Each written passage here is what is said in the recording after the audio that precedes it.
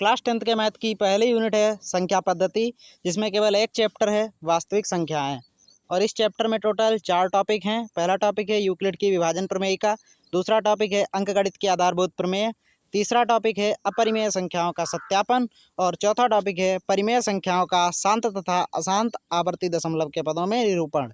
तो एक एक करके सभी टॉपिक डिस्कस करेंगे, लेकिन एक वीडियो में एक ही टॉपिक डिस्कस करेंगे। तो इसीलिए आज के वीडियो में पढ़ते हैं यूक्लिड विभाजन प्रमेयिका।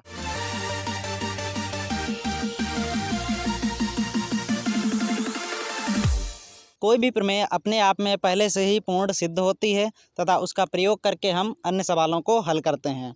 यूक्लिड विभाजन प्रमेयिका भी पहले से ही अपने आप में पूर्ण सिद्ध है तथा इसके प्रयोग से हम किन्हीं धनात्मक पूर्णांक संख्याओं का HCF यानी मासा निकाल सकते हैं। तो चलिए उस विधि या एल्गोरिथम को जानते हैं जिसकी मदद से हम मासा निकाल सकते हैं। यूक्लिड विभाजन एल्गोरिथम से मासा निकालने के लिए टोटल 3 स्टेप्स फॉलो करने पड़ते हैं।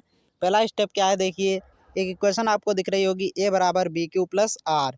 इस इक्वेशन में जो होता है a बराबर होता है भाज्य, b बराबर भाजक, q बराबर भागफल और r बराबर शेषफल। इसमें आपको a और b क्वेश्चन में दिया रखा होता है और जिसमें हम मानेंगे कि a जो मानेंगे वो हम b से बड़ा मानेंगे, मतलब जो बड़ी वैल्यू होगी उसको a मानेंगे। तो इसमें हमको वैल्यू निकालनी पड़ती है q और r की, यानी हमको शेषफल और भागफल निकालना पड़ता है। अब देखिए दूसरे स्टेप में क्या है कि अगर हमारा r की जो वैल्यू है, शेषफल की वैल्यू है, वो 0 आ जाती है, तो इस स्थिति में क्या होता है, हमारा जो HCF होगा वो भाजक होगा, यानी b जो हमारा भाजक है वही हमारा HCF हो जाएगा। और यदि r बराबर 0 नहीं आता है, यानी r की वैल्यू जो है वो 0 नहीं आती है, तो हम b और r को दोबारा से नई संख्याएं मानकर उस पर यूक्लिड विभाजन प्रमेयिका का प्रयोग करते हैं। अब तीसरा स्टेप क्या है, देखिए कि इस प्रक्रिया को हम तब तक दोहराते रहते हैं जब तक कि हमारा जो शेषफल है वो शून्य नहीं आ जाता, यानी जो हमारा r है वो शून्य नहीं आ जाता। और जब हमारा r शून्य आ जाएगा तो इस स्थिति में हम वह प्रक्रिया वहीं पर रोक देंगे और जो हमारा भाजक होगा b वही हमारा HCF हो जाएगा। तो चलिए कुछ एग्जाम्पल्स की मदद से समझते हैं इस प्रमेयिका को। देखिए पहला क्वेश्चन हमारा क्या है कि 4052 और 12576 का HCF यूक्लिड विभाजन एल्गोरिथम के प्रयोग से ज्ञात कीजिए। तो यहाँ पे जो HCF निकालने के 2 मेथड हैं, दोनों मेथड को एक एक करके डिस्कस करेंगे, लेकिन अभी फ़िलहाल इस क्वेश्चन में पहले मेथड को जानेंगे। पहले मेथड में क्या है कि हमारी जो बड़ी संख्या होती है उसको हम a मानते हैं और जो छोटी संख्या होती है उसको b मानते हैं। अब क्या है, इन दोनों संख्याओं पर यूक्लिड विभाजन प्रमेयिका का प्रयोग करेंगे। अभी हमने थोड़ी देर पहले स्टेप 1 में एक इक्वेशन देखी थी a बराबर बी क्यू प्लस आर, जिसमें a था हमारा भाज्य, b भाजक था, q भागफल था और r शेषफल था। तो a और b की वैल्यू हमारे पास हैं, तो हम a और b की वैल्यू रखेंगे 12576 और 4052 हमने पहले ही पुट कर रखी हैं।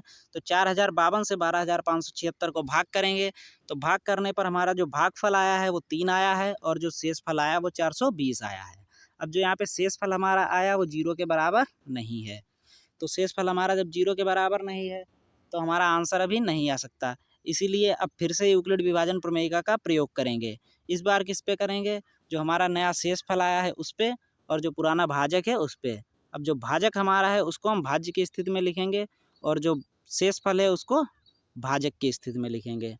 तो देखिए यहाँ पे 4052 जो है उसको a की जगह रख लिया और 420 को b की जगह। अब इसको भाग करेंगे तो 9 बार में जाएगा और शेषफल हमारा बचेगा 272। तो यहाँ पे 9 जो हमारा आ गया भागफल आ गया और 272 शेषफल। अब ये 272 जो है वो फिर से 0 के बराबर नहीं है, तो अब क्या करेंगे, फिर से यूक्लिड विभाजन प्रमेयिका का प्रयोग करेंगे। इस बार 272 और 420 पर। 420 को रखेंगे भाज्य की जगह और 272 को रखेंगे भाजक की जगह।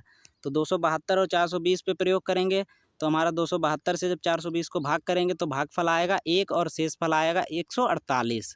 तो 148 फिर से 0 के बराबर नहीं है, तो इस बार 148 और 272 पे प्रमेयिका का प्रयोग करेंगे। 272 को रखेंगे भाज्य की जगह और 148 को रखेंगे भाजक की जगह।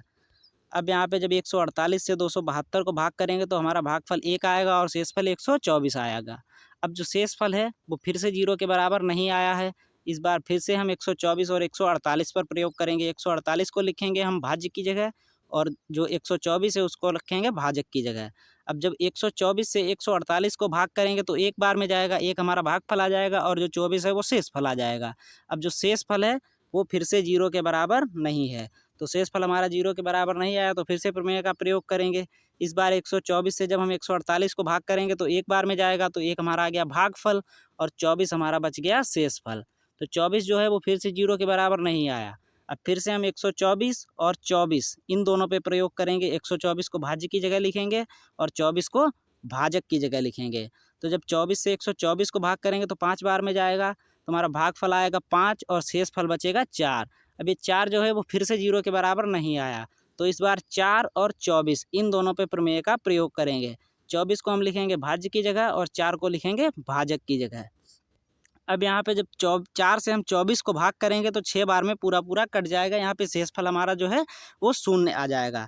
तो जब शेष फल हमारा शून्य आ जाएगा तो यहाँ पे इस प्रक्रिया को यहीं पे रोक देंगे। यहाँ पर शेष फल शून्य हो गया है, यह प्रक्रिया यहीं पर समाप्त होती है।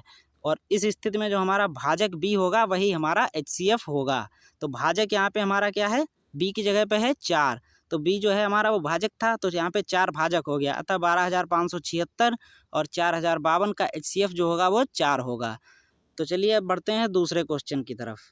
तो देखिए दूसरा क्वेश्चन है कि 130 और 280 का मासा यानी HCF यूक्लिड विभाजन विधि से ज्ञात कीजिए। तो यहाँ पे जो है हम दूसरी वाली विधि देखेंगे कि वो कैसे प्रयोग की जाती है। एग्ज़ाम में आपको जो विधि सरल लगे आप उससे कर सकते हैं। ये जो क्वेश्चन है वो यूपी बोर्ड 2019 में आ चुका है। तो यहाँ पे भी पहले आपको वही काम करना होगा कि जो बड़ी संख्या है उसको ए मानेंगे और जो छोटी संख्या है उसको बी मानेंगे। यानी 280 को हमने भाज्य मान लिया है और 130 को भाजक मान लिया है। अब 280 जो हमारा भाज्य है उसको भाज्य की जगह लिखेंगे और 130 जो हमारा भाजक है उसको भाजक की जगह लिखेंगे। अब यहाँ पे जब 130 से 280 को भाग करेंगे तो 2 बार में जाएगा। 130 दूना 260, 260 हमने यहाँ लिख दिया। अब जब 260 से हम 280 से हम 260 को घटाएंगे तो हमारा शेष फल आएगा 20। अब शेष फल जो हमारा क्या होता है वो भाजक बन जाता है, तो उसको हमने भाजक बना के यहीं रहने दिया। और जो हमारा भाज्य था, जो वो पहले वाला भाजक था जो 130, उसको हम नया वाला भाज्य बना लेंगे। अब वो 130 बीच में लिख देंगे आके। अब 20 से 130 को भाग करेंगे तो 6 बार में जाएगा, तो 2 छंग 12 होता है, तो एक 0 बढ़ा देंगे तो 120 आ गया। अब 130 से 120 को घटाएंगे तो बचेगा शेष फल हमारा 10। अब शेष फल जो है वो भाजक फिर से आ जाएगा यहीं पे, और जो हमारा पहले वाला भाजक था वो भाज्य की स्थिति में आ जाएगा। तो यहाँ पे अब 10 से जब 20 को भाग करेंगे तो 10 दूना 20 होता है, तो यहाँ पे शेष फल हमारा क्या आ जाता है 0। अब जब शेष फल हमारा 0 आ जाता है तो उसके आगे हमको कुछ भी नहीं करना पड़ता है, वहीं पे हमारी प्रक्रिया समाप्त हो जाती है और आंसर हमको मिल जाता है। तो इस स्थिति में जो हमारा आंसर होता है वो क्या होता है, वो आंसर हमारा भाजक ही होता है। भाजक यहाँ पे क्या है 10, तो अतः इस स्थिति में भाजक ही 130 और 280 का HCF होगा। तो हमारी जो दोनों संख्याएं हैं उसका मासा क्या होगा 10 होगा। तो उम्मीद है कि आप लोगों को ये विधि भी समझ में आ गई होगी। तो चलिए एक और क्वेश्चन को डिस्कस करते हैं। तो देखिए तीसरा क्वेश्चन हमारे पास है कि यूक्लिड की विभाजन एल्गोरिथम का प्रयोग करके ऐसी सबसे बड़ी संख्या ज्ञात कीजिए जिससे 1251, 9377 और 15628 को भाग देने पर शेषफल क्रमशः 1, 2 और 3 प्राप्त हो। तो क्वेश्चन को पहले समझ लेते हैं। इसमें पूछ रहे हैं कि हमको ऐसी सबसे बड़ी से बड़ी संख्या ज्ञात करनी है कि जिस संख्या से अगर हम 1251 को भाग करें तो शेषफल 1 बचे, 9377 को भाग करें तो शेषफल 2 बचे, 15628 को भाग करें तो शेषफल 3 बचे। तो ऐसे क्वेश्चन में पहले आपको क्या करना है कि जो भी आपको संख्याएं दे रखी हैं और उनमें शेषफल जो बचने को बता रहे हैं तो उस शेषफल को पहले ही घटा देना है। अब जैसे कि हम शेषफल को यहाँ पे घटा देते हैं। पहले वाली संख्या जो हमारी 1251 है उससे 1 को घटाएंगे तो हमारे पास 1250 आ गया। 9377 से 2 को घटाएंगे तो 9375 आ गया। और 15628 से 3 को घटाएंगे तो 15625 आ गया। अब क्या है कि हम इनका HCF निकाल सकते हैं। अब हमको वो वाली कंडीशन नहीं है कि इन संख्याओं को भाग करें तो हमारा शेषफल बचे। अब ये संख्याएं जो हैं पूरी पूरी कटनी चाहिए। ऐसी संख्या हमको ज्ञात करनी है कि ये जो संख्याएं हैं ये पूरी पूरी कट जाएँ। तो चलिए इसमें से आपको कोई भी 2 संख्याएं ले लेनी है, चाहे जौन सी आप 2 संख्याएं ले सकते हैं। हमने 1250 और 9375 लिया है। आप कोई भी संख्याएं लें लेकिन जो ए माने वो बड़ी संख्या को माने। तो हमने देखिए ए यहाँ पे माना है 9375 को और बी माना है 1250 को। तो 9375 को हमने भाज्य की जगह रख दिया और 1250 भाजक की जगह आ गया। अब देखिए ऊपर बढ़ते हैं थोड़ा सा। तो यहाँ पे 1250 से जब हम 9375 को भाग करेंगे तो हमारा आएगा 8750, 7 बार में जाएगा। और जब 9375 से 8750 को घटाएंगे तो शेषफल हमारा आएगा 625। अब जो शेषफल है वो तो भाजक की जगह रहेगा और जो पुराना वाला भाजक है वो भाज्य की स्थिति में आ जाएगा। तो अब हमको 625 से 1250 को भाग करना है, तो 625 दूना 1250 होते हैं। अब यहाँ पे जो शेषफल हमारा है वो 0 आ गया। अब शेषफल हमारा 0 आ चुका है, तो इस स्थिति में क्या होगा कि अतः इस स्थिति में भाजक ही HCF होगा। यहाँ पे प्रक्रिया रोक देंगे और जो हमारा भाजक होगा वही HCF होगा। भाजक हमारा क्या है 625, तो 625 ही HCF होगा। संख्याओं 1251, 9377, 15628 को 625 से विभाजित करने पर शेषफल क्रमशः 1, 2 और 3 बचेगा। अब जो हमारा है कि अगर हम इन संख्याओं को 625 से विभाजित करेंगे तो शेषफल हमारा क्या आएगा 0।